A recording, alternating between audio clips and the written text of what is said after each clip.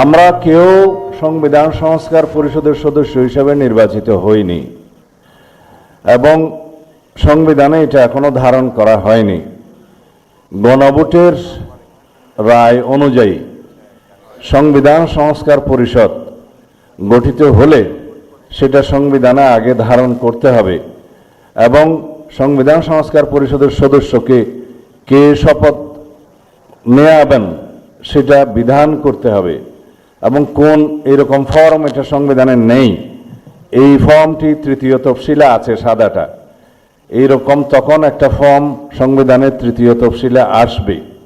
সেগুলো সাংবিধানিকভাবে জাতীয় সংসদে গৃহীত হওয়ার পরে তখন জাতীয় সংবিধান সংস্কার পরিষদের সদস্যদের শপথ নেয়ার বিধান করা যাবে।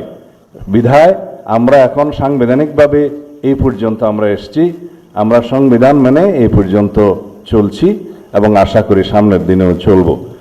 আমি মাননীয় চেয়ারম্যানের নির্দেশে ওনার উপস্থিতিতে আপনাদেরকে এই আমাদের দলীয় সিদ্ধান্তটা জানালাম। ধন্যবাদ সবাইকে।